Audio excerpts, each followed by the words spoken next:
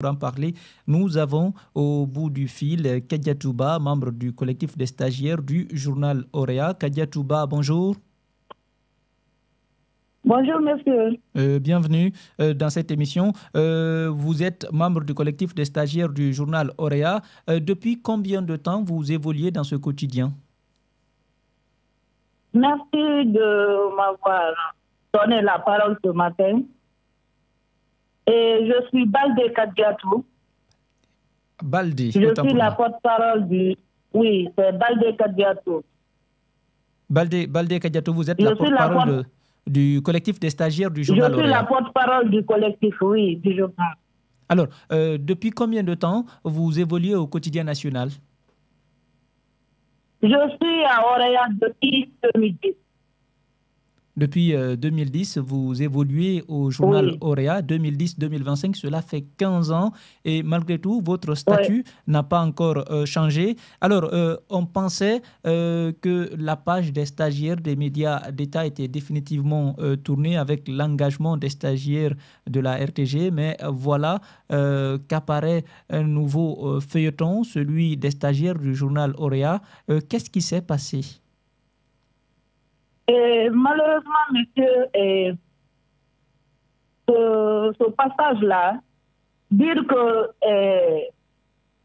le rêve que nous nourrissons, nous avons nourri plutôt pour avoir le statut, de quitter le statut de stagiaire à m'engager, ça a été vain. Parce que au ministère de l'Information et de la Communication, il était question qu'on fasse le concours. Nous étions inscrits dans la plateforme pour les examens, le concours national, quoi, dans l'ensemble des 10 000 fonctionnaires. Mais par après, il y a eu un autre communiqué stipulant que le ministère de l'Information et de la Communication ne fait plus partie de ce concours des 10 000 fonctionnaires. Exactement, ça c'est tout à fait au début. Ainsi, oui. Oui, allez-y. Ainsi, après ce communiqué-là, un autre communiqué nous a été parvenu pour nous dire que le concours maintenant est spécifiquement pour la RTG. Donc, nous, on n'a pas compris cela. Étant donné que dans le précédent, on avait fait même les choses, le quota demandé par l'État, les 100 000 francs. Bien. Les 100 000 francs, et on a été enrôlés dans les plateformes. Maintenant, si on nous dit que nous ne sommes plus inscrits pour faire le concours, nous ne pouvons plus concourir au compte de notre ministère de l'Information et de la Communication. Que c'est la RTG seulement qui est concernée pour ce concours-là. Un concours spécifique. Et on prend la RTG, on exclut carrément les 49 stagiaires de Auréa. Donc, au total, il y a 49 stagiaires qui sont réunis. 49 stagiaires de Auréa. Et ces 49 stagiaires-là ne sont pas juste que pour Auréa. Il y a Akbar qui est rattaché à Auréa. Alors, 49 stagiaires réunis dans un collectif et vous exigez une intégration immédiate à la fonction publique, mais ce n'est pas la seule revendication. Vous exigez également la transparence sur les décisions ayant conduit à votre exclusion. Alors, ceci dit, est-ce que vous soupçonnez une main noire derrière tout ça, puisque vous parlez de transparence? Oui, quand on parle de transparence, parce que nos autorités n'ont pas été claires avec nous. Même notre direction ne nous a jamais accompagnés. Depuis que nous avons commencé à mener cette démarche-là, il n'a jamais daigné à nous accompagner. Quand on parle, c'est pour dire, il y a certains qui ne viennent pas, moi je n'accompagne pas ceux qui ne viennent pas. Comment tu veux que les gens viennent travailler, ils n'ont ni contrat chez toi, ils ne sont pas payés, ils n'ont même pas de transport, mon frère. Et c'est qui le directeur? M. Fana Soumaka, il est venu au ministère de l'Information et de la Communication. Nous, on était contents. Pourquoi? Parce que il connaît le mal qui existe dans ce département-là. Mais s'il vient, même si c'était un consensus avec le gouvernement pour dire que le concours-là était spécifique pour les gens de la RTG, lui devait penser qu'il n'est pas le ministre de l'Information et de la Communication que pour la RTG. Alors, c'est pour toutes les directions. Alors, on vous a dit que le concours de recrutement, c'est juste pour les stagiaires de la RTG. En ce moment-là, est-ce que vous aviez entrepris des démarches en ce moment? Oui, monsieur. Et avec l'accompagnement de nos syndicats, il y a un de nos doyens qui nous a toujours accompagnés, le doyen Farr, le secrétaire général. Lui, on a mené des démarches, on a même eu des rencontres avec monsieur le ministre. Mais toutes ces rencontres-là, nous n'avons trouvé rien de clair. On ne nous dit rien. Et quand vous avez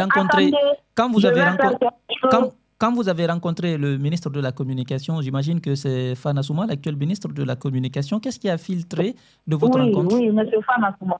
Qu'est-ce qui a filtré de votre rencontre? Qu'est-ce qu'il vous a dit? Notre première rencontre, notre première prise de contact, nous l'avons invité au sein de notre quotidien à la rédaction. Il a répondu à notre invitation. Ce jour-là, plusieurs questions ont surgi par rapport à notre situation.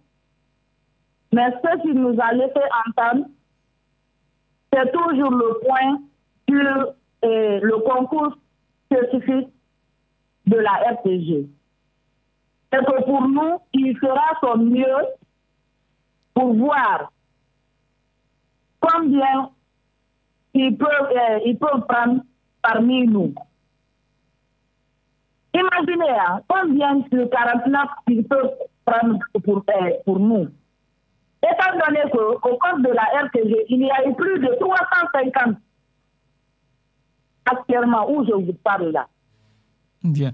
On était déjà, leur situation a déjà été calée. Leur situation a déjà été réglée. Vous dites que vous avez été accompagné dès le début par votre syndicaliste et vous faites allusion à Elhaj Lansanassar. Il est le premier responsable de la section syndicale des travailleurs du journal Auréa. Sauf que hier, dans un entretien qu'il a accordé à nos confrères d'AfricaGuinée.com, il a laissé entendre qu'il n'était pas au courant de votre mouvement hier.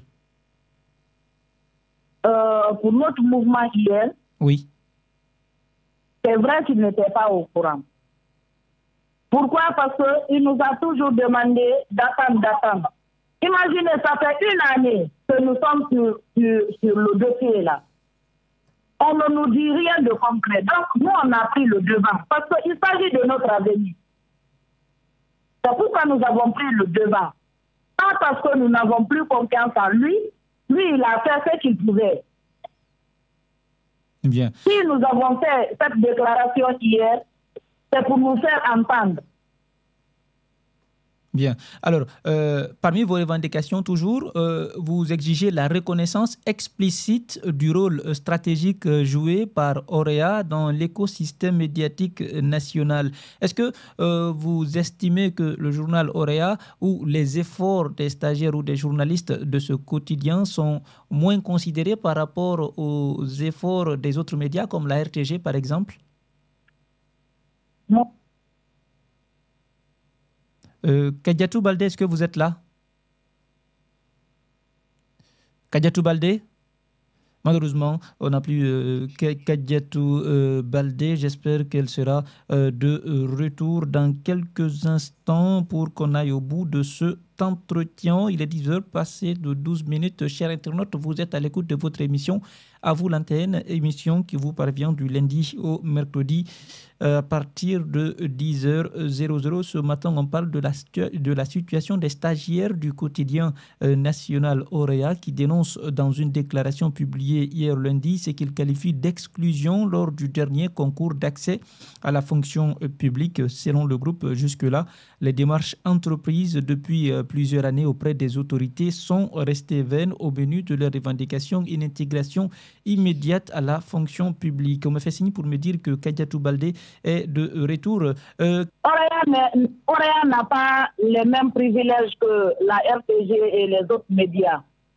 Je vous explique, même sur le terrain, quand nous, reporters, nous partons sur le terrain pour couvrir les événements, c'est toujours la RTG, au moment de Espace FM, c'est toujours Espace.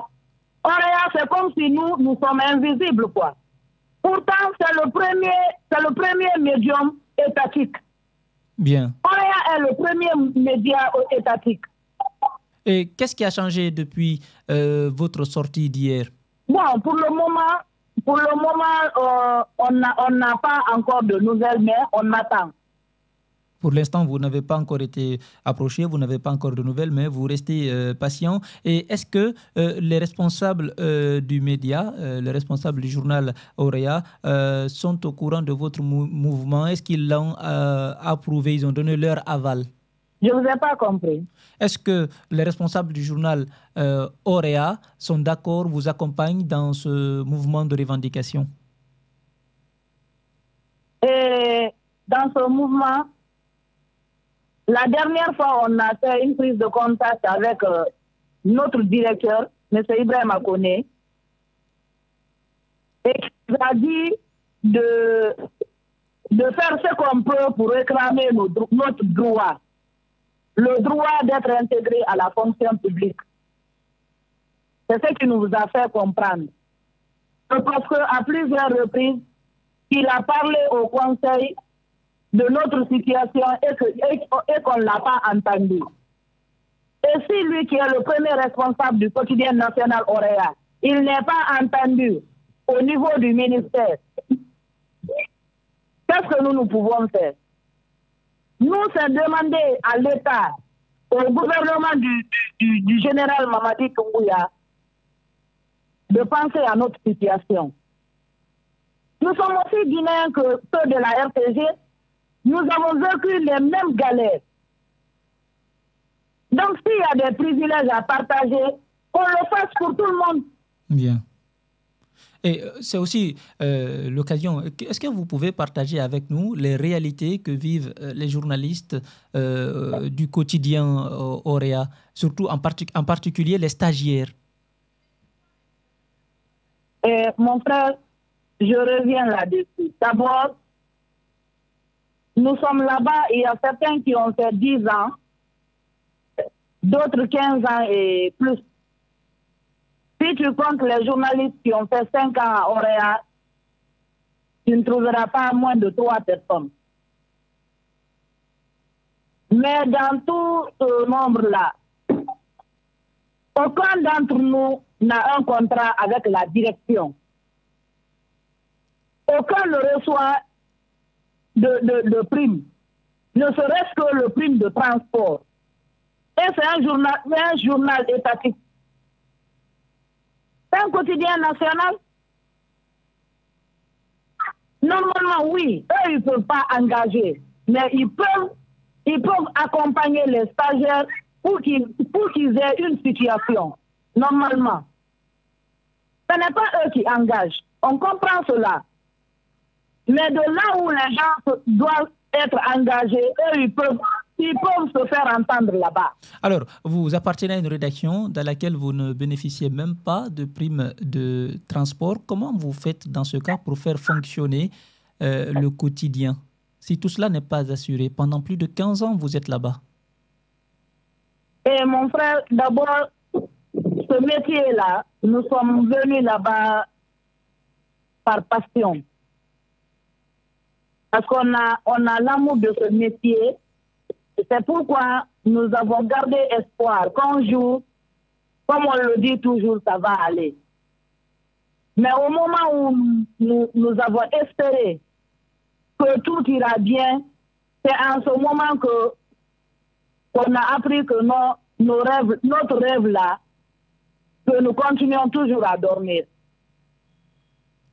Alors, est-ce que si les choses ne se déroulent pas comme prévu, vous ne craignez pas qu'un coup de massue ne s'abatte sur vous, que vous ayez des problèmes avec la direction? Est-ce que si tout ne se déroule pas comme prévu, je ne le souhaite pas, vous ne craignez pas de perdre même votre statut de stagiaire? Bon, nous, on n'a pas osé le temps